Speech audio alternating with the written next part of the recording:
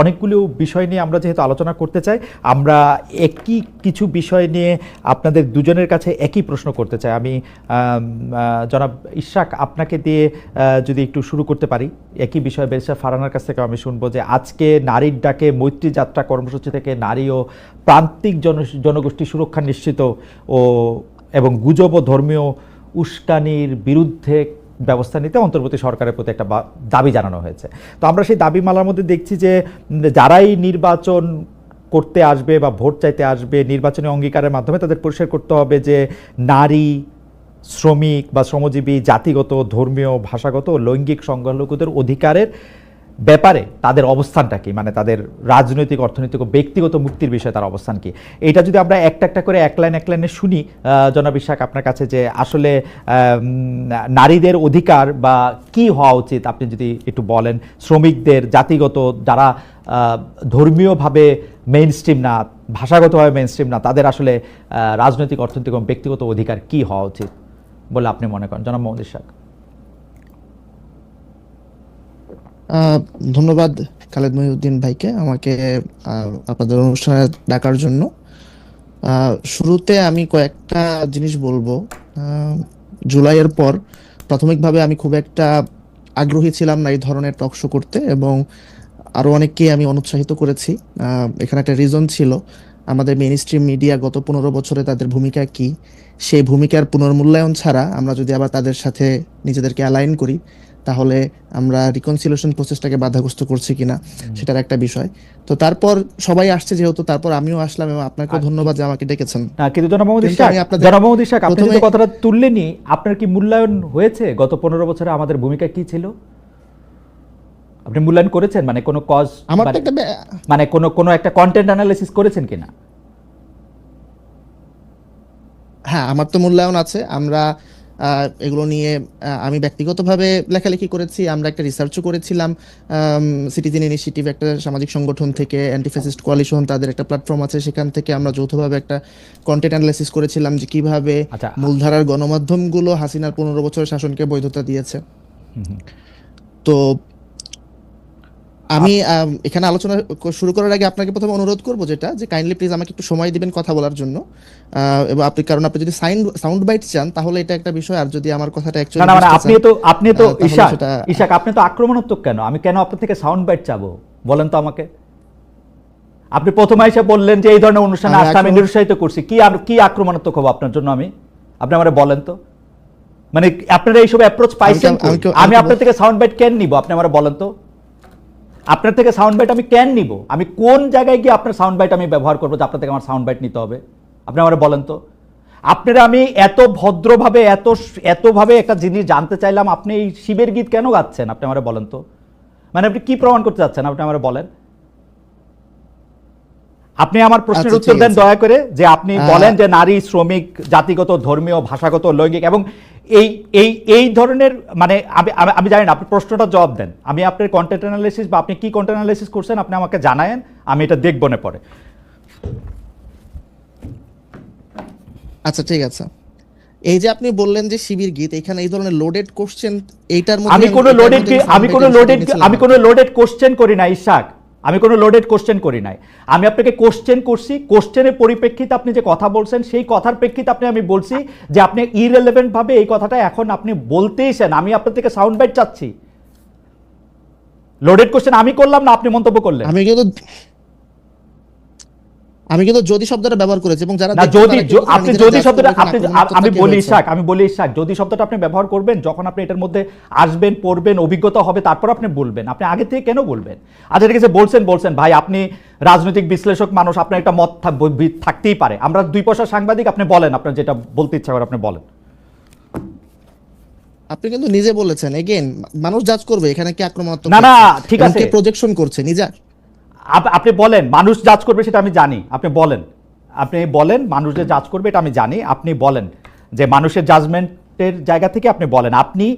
আমি আবারও বলি, প্রশ্নটা বলি, এইটার মধ্যে বলা হয়েছে যে নির্বাচনী অঙ্গীকারের মধ্যে আপনার প্রশ্ন আমি বুঝেছি। হ্যাঁ, নির্বাচনী অঙ্গীকারের মধ্যে এটা তো ইট গোজ উইদাউট সেইং, প্রতিটা মানুষের সিভিল রাইটস আছে, হিউম্যান রাইটস, ইনএলিয়েনেবল হিউম্যান রাইটস আছে, যেটাকে কেউ ভায়োলেট করতে পারে না। তো সেইটা জায়গা থেকে কোনো দল যদি সেই রাইটসের ব্যাপারে আপনার একমত না হয়, তাহলে সে তো ডেমোক্রেটিক প্রসেসে পার্টিসিপেট করতে পারবে না। ডেমোক্রেটিক প্রসেসে পার্টিসিপেশনের তো ন্যূনতম শর্ত আছে।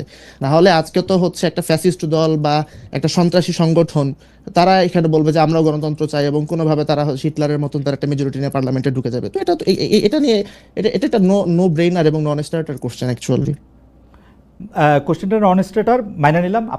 আমি এরকম বহু শুনছি, বহু মানুষের কাছে যে কোশ্চেন হয় নাই, স্টুপিড হয়েছে, নন স্টার্টার হয়েছে, সেটা ঠিক আছে। কিন্তু আমি আপনার কাছ থেকে জানতে চাইতেছি যে ধরেন এই যে নারীদের যে নির্বাচনী অঙ্গীকারের মাধ্যমে নারীদের রাজনৈতিক, অর্থনৈতিক ও ব্যক্তিগত মুক্তির বিষয়ে অবস্থান পরিষ্কার করতে হবে, আমি জানতে চাইতেছিলাম যে আপনার অবস্থানটা কি, আপনি কি হইলে আপনি বুঝবেন যে একটা নারীর রাজনৈতিক, অর্থনৈতিক ও ব্যক্তিগত মুক্তির ব্যাপারে তাদের অধিকারটা নিশ্চিত করা হয়েছে। সংখ্যালঘুদের ক্ষেত্রেই বা এটা কি, শ্রমিকের ক্ষেত্রে এটা কি, জাতিগত যারা কম, ভাষাগত যারা কম সংখ্যায় আছে তাদের অধিকারের ক্ষেত্রে এটা কি? আপনার তাদের যে সিভিল রাইটস আছে, মৌলিক অধিকার আছে, সেটা সংরক্ষিত হতে হবে। তাদের যে অপরচুনিটিস গুলো আছে, এবং যে অপরচুনিটিস গুলো, ইকোনমিক অপরচুনিটিস, পলিটিক্যাল অপরচুনিটিস এবং অন্যান্য যে সামাজিক সংগঠন এবং সামাজিক যে অধিকারগুলো আছে, সেইগুলো অপরচুনিটিস অ্যাভেল করার অ্যাক্সেস আছে কিনা এবং তারা সেটা করতে পারছে কিনা। সিম্পল, মানে এটা আমার কাছে মনে হচ্ছে এটা হচ্ছে এক কথায় জবাব দাও এই টাইপের একটা প্রশ্ন। এটা তো খুবই স্বাভাবিক, এটা এখানে এত বিশ্লেষণের আমি কোনো জায়গা দেখছি না। আপনার কাছে কি মনে হচ্ছে যে বর্তমানে এই দাবি করার কোনো দরকার আছে, নাকি এইগুলি আসলে আমাদের দেশে, আমাদের সমাজে এটা এই অধিকারগুলি সংরক্ষণ করাই আছে, সব মানুষ সব মানুষের সমান অধিকার পাইতেছে? আপনার কাছে কি মনে হয়? আমার কাছে মনে হয় যে এই দাবিগুলো আপনার এখানে করার যৌক্তিকতা আছে। কারণ যদি আমাদের এই প্রবলেমগুলো যদি সোসাইটিতে না থাকতো, তাহলে এই ডিমান্ডগুলো নিশ্চয়ই রেজ করতো না কেউ। সো যদিও আমরা বলছি যে ডেমোক্রেটিক প্রসেসে আপনার কেউ যদি কারো ফান্ডামেন্টাল রাইটস স্বীকার না করে, তাহলে তাকে আমরা ডেমোক্রেটিক প্রসেসে তাকে ঢুকতে দিব না। কিন্তু এরপরও আমরা দেখছি ডেমোক্রেটিক প্রসেসে অনেক পার্টি, অনেক ইন্ডিভিজুয়াল তারা পার্টিসিপেট করছে, এবং অনেক সময় তারা পপুলিস্ট কারণে বা অন্যান্য কারণে তারা জনপ্রিয় হয়ে যাচ্ছে, যারা অ্যাকচুয়ালি এই ফান্ডামেন্টাল রাইটসগুলোর সাথে অ্যাগ্রি করছে না। সো সেক্ষেত্রে তারা যদি এই দাবিটা করে, দ্যাটস মোস্ট ওয়েলকাম। আহ, আপনি মনে করছেন যে তাদের এই দাবিগুলি করার যৌক্তিক কারণ আছে, এবং অনেক ক্ষেত্রে সেই দাবিগুলির ক্ষেত্রে যারা করছে না তাদের এটা মেনে নিতে। আপনার কাছে কি মনে হয় যে এই দাবিগুলি মানার ক্ষেত্রে কারো কোনো একটা সুস্পষ্ট অবস্থান আছে, বা কেউ এই দাবিগুলি না মানার ক্ষেত্রে একটা অবস্থান নিয়েছে, এরকম কি মনে হচ্ছে কখন, মানে কোনো ক্ষেত্রে? মানে আমি যদি বলতে চাই যে এই যে গুজব ও ধর্মীয় উস্কানির বিরুদ্ধে যে একটা কথা বলা হচ্ছে, এই গুজব বা এই ধর্মীয় উস্কানির বিরুদ্ধে কি কোনো একটা পক্ষ প্রতিপক্ষ আছে যে এরা গুজব ছড়াচ্ছে বা এরা এই ধর্মীয় উস্কানি দিচ্ছে, এরকম কি কখনো আপনার মনে হচ্ছে? আচ্ছা, আপনি প্রথমে প্রশ্নটা শুরু করেছিলেন যে হচ্ছে নারীর সিভিল রাইটস এর জায়গা থেকে, পলিটিক্যাল রাইটস এবং অন্যান্য বেসিক রাইটস থেকে। জি। তো এখানে আমরা আসলাম হচ্ছে গুজব এবং ধর্মীয় উস্কানি আর একটা ইয়ে থেকে। তো এখন ধর্মীয় উস্কানিকে তারা কিভাবে ডিফাইন করছে, আই থিঙ্ক ওখানে একটা কন্টেস্টেশন হবে, ওখানে একটা ইন্টারপ্রিটেটিভ একটা প্রবলেমের মধ্যে আমরা পড়বো। এখানে নানান পক্ষ নানানভাবে বিষয়টাকে দেখার চেষ্টা করবে। কেউ বলবে এটা তার ধর্মের পার্ট অ্যান্ড পার্সেল, আবার কেউ বলবে যে এটা হচ্ছে ধর্মের ইনস্ট্রুমেন্টালাইজেশন বা হচ্ছে ধর্মীয় উস্কানি। আবার গুজব, আওয়ামী লীগ তো ফেক নিউজ, সত্যকেও ফেক নিউজ বলেছে, আবার ফেক নিউজকে সত্য বলে চালিয়ে দিয়েছে, এরকম আপনার এখন আরো অনেক পার্টি তারা তাদের মতন করে ট্রুথ ক্লেম হাজির করবে। সো আই থিঙ্ক ওখানে একটা প্রবলেম হবে। বাট ইন প্রিন্সিপাল, মানে আপনি প্রথম প্রশ্নটা যেখানে ছিল, আমার মনে হয় না সেখানে আম, আমাদের সিভিল সোসাইটির জায়গা থেকে বা একজন সেইন হিউম্যান বিং এর জায়গা থেকে ওইটাতে দ্বিমত করার সুযোগ আছে। বাট পরে যখন ইন্টারপ্রিটেশনের প্রশ্ন আসবে, যেটা পার্টিকুলার কেসে, হুম হুম। তখন সেখানে অনেক মত দ্বিমত হবে, এবং ওটাই পলিটিক্সের এরেনা। Okay, thank you.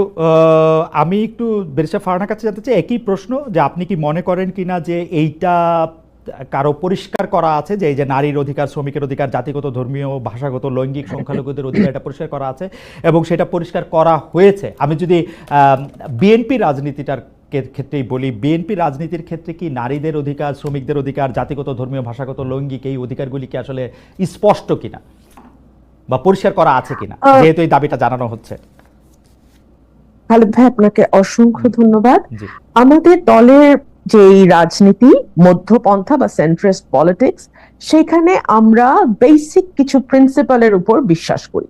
সেই বেসিক প্রিন্সিপালের মধ্যে আছে নাগরিক অধিকার, নারী পুরুষের সমান অধিকার, আছে শ্রমিকের অধিকার, আছে অন্যান্য যে ক্ষুদ্র জাতিগোষ্ঠী তাদের অধিকার। এবং আমি যদি একজন আইনজীবী হিসেবে বাংলাদেশের কনস্টিটিউশনটা ধরি, আপনি দেখবেন কনস্টিটিউশনে এই সকল ক্ষেত্রে, যেই ক্ষেত্রগুলো নিয়ে আমরা এখন কথা বলছি, আলাদাভাবে বলে দেয়া আছে যে তাদের ব্যাপারে পজিটিভ ডিসক্রিমিনেশন হয় এরকম আইনও তৈরি করা যাবে। অর্থাৎ সমাজে পিছিয়ে পড়া যে জনগোষ্ঠী, তার মধ্যে আনফরচুনেটলি সংখ্যার দিক থেকে না হলেও সমাজের নানান নিয়ম কানুন, সামাজিক নানান রীতিনীতির কারণে এবং political atmosphere, definitely, because nothing is outside politics, everything is political.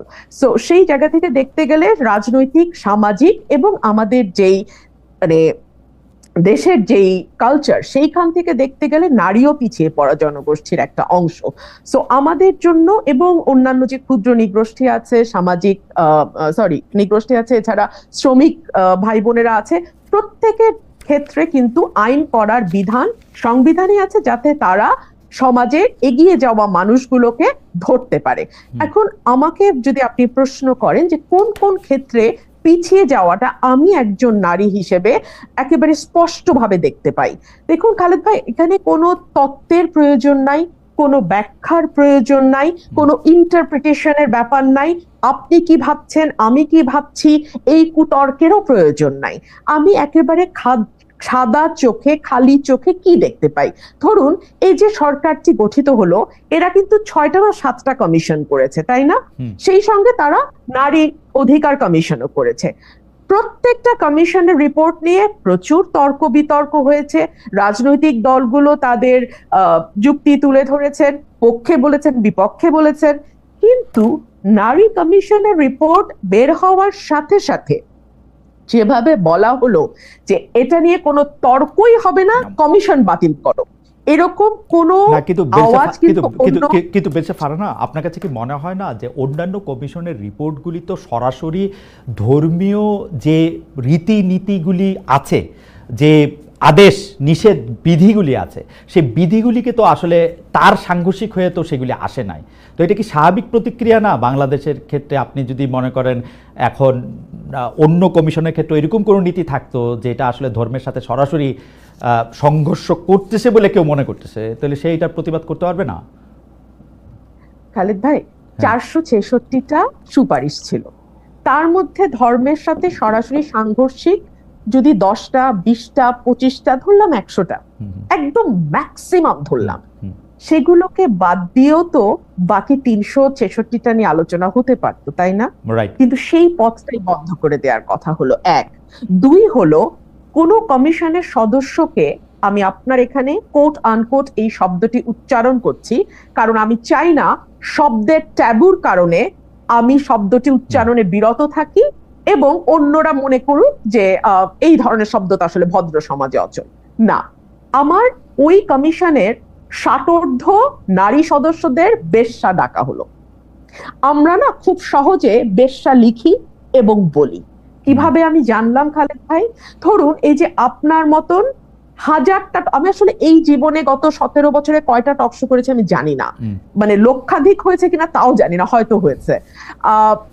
এখানে ম্যাক্সিমাম কমেন্ট আমার তর্কের খাতিরে পাল্টা যুক্তি আমি পাই না। আমাদের সমাজের পুরুষরা এতই মূর্খ, এতই অশিক্ষিত এবং এতই গর্ধব, আমি দুঃখিত আপনার এই ভাষায় বলার জন্য, এতই অশিক্ষিত এবং এতই গর্ধব যে তারা একজন নারীর যুক্তির পাল্টা। কিন্তু বারিশা ফারহানা একটু একপেশে বলতেছেন কিনা যে গালাগালি করা হয়েছে, সেই গালাগালি কিন্তু হেফাজত ইসলামের পক্ষ থেকে, আমি কি বলবো, তারা প্রেস রিলিজ দিয়ে বক্তব্য দিয়ে তারা বলছে যে এটা তাদের বক্তব্য না, এইটা তারা প্রত্যাহার করেছে, এটা তাদের আসলে বলার উদ্দেশ্য ছিল না, এটা তারা সাপোর্টও করেন না, এটা এরকম কিন্তু তারা বলছে। আর আপনি ধরেন পুরুষদের গালাগালি আপনি করতেই পারেন, কিন্তু আপনি যদি যারা আপনার অবস্থানটা সাপোর্ট করেন না তাদের মধ্যে কিন্তু অনেক নারীও আছেন, ওইটাও কিন্তু একটা বাস্তবতা। খুব ইন্টারেস্টিং কি জানেন খালেদ, নারীরা পছন্দ করে না, কিন্তু আমি এখন পর্যন্ত কোনো নারীকে আমাকে কোনো খারাপ মন্তব্য বা কোনো কুরুচিপূর্ণ মন্তব্য বা গালি এখন পর্যন্ত দেখিনি। অদ্ভুত কাণ্ড, দেখেন 17 বছর, ইটস আ লং টাইম, আমি কোনো নারীকে দেখিনি। 2 হলো হেফাজত কখন বলল যখন দেখলো চারপাশ থেকে এত বেশি সমালোচনা হচ্ছে যে সেটাকে কোনোভাবে পাশ কাটানো যাচ্ছে না, এক। দুই হলো হেফাজতের যেই শত শত লক্ষ লক্ষ হাজারে হাজারে True. ভাইয়েরা সেখানে উপস্থিত ছিলেন, তাদের কারো একবারও মনে হলো না যে ইসলাম এই নোংরা ভাষায় গালিকে কি চোখে দেখে, ইসলামে এই ব্যাপারে কি বলা আছে? একজন ভাইও কি উঠে দাঁড়িয়ে প্রতিবাদ করে বলেছেন যে আমার ধর্ম এই ধরনের গালিগালাজ প্রশ্রয় দেয় না, অ্যালাউ করে না? কেউ তো বলেন নাই। সেখানে শুধু যে হেফাজতের ভাইরা ছিলেন আমার তা নয়, আমার এনসিপির ভাইরাও ছিলেন, আমার অন্যান্য ইসলামপন্থী দলের ভাইরাও হেফাজতে গিয়ে আরেকটা আছে না ইসলামিক আন্দোলন হাত পাখা যে, হ্যাঁ, জি। তারাও সম্ভবত ছিলেন, মানে জি। মোটামুটি সবাই ছিলেন জি। এবং সবাই খুব স্বাভাবিকভাবে নিয়েছেন কেন জানেন? আমি আপনাকে বলি, খাবে একটা লাইন। জি, একটা আমাদের মনে, মগজে, মস্তিষ্কের ভেতরে প্রথিত আছে মেয়েদেরকে নিয়ে যাতা বলা যায়, যাতা লেখা যায়, যাতা করা যায়, কারণ তাদেরকে আমরা আসলে মানুষ হিসেবেই ট্রিট করি না, ওরা সাব হিউম্যান। তো এই যে আমার আরেক ভাই আজকে আমার সঙ্গে যুক্ত হয়ে বলছিলেন না যে না এটা তো সবার জন্যই হিউম্যান রাইটস, আগে তো নারীকে আপনি হিউম্যান হিসেবে আপনার স্বীকার করতে হবে, তাই না?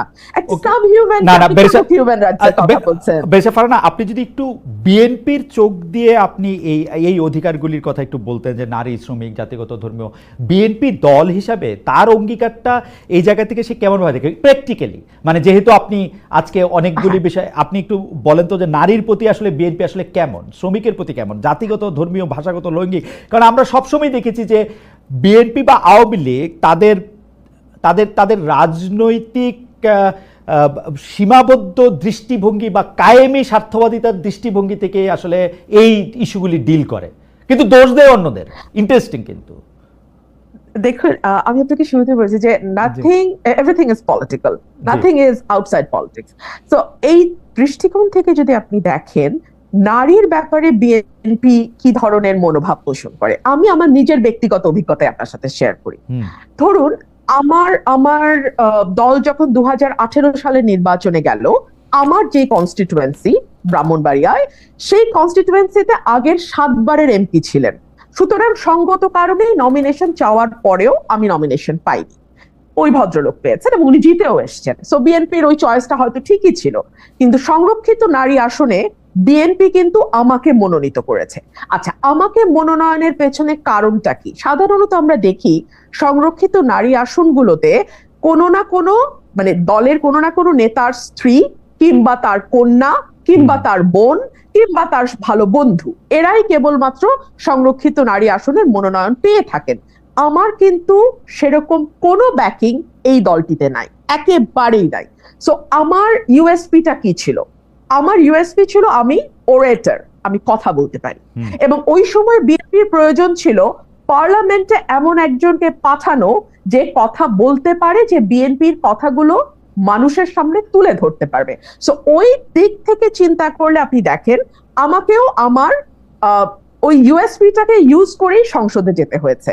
আপনি যদি এটাকে আরো ব্রডার পার্সপেক্টিভে আমরা দেখি, ফর এক্সাম্পল জেনারেল নমিনেশনের ক্ষেত্রে, খালেদ ভাই, আমি এখন যদি আমার দলকে দোষ দেই যে কেন তারা নারীকে আরো বেশি নমিনেশন দিচ্ছে না, কেন 50% নারী যেই দেশে, সেই দেশে, বা 53% সেই দেশে, কেন অন্তত 33% আসনে, ঠিক আছে, 33% আসনে আমরা সরাসরি নারী মনোনয়ন দেখছি না কেন জানেন? বিকজ দুটো কারণ। এক হচ্ছে আমরা সত্যিকার অর্থে জিতে আসার মতো সেরকম নারী ক্যান্ডিডেট অতগুলো নেই, আসলেই নেই খালেদ ভাই। এর জন্য কিন্তু শুধুমাত্র পলিটিক্যাল পার্টি দায়ী না, এই জন্য আমাদের সমাজ ব্যবস্থা দায়ী, আমাদের পারিবারিক ব্যবস্থা দায়ী, আমাদের রাষ্ট্র। না, আমি আপনার সাথে সম্পূর্ণ একমত। চমৎকার করে বলেছেন, কিন্তু পলিটিক্যাল পার্টিগুলির তো একভাবে লিড নেয়ার থাকে। এখন আমরা যত বেশি জামাত শিবিরের, এনসিপি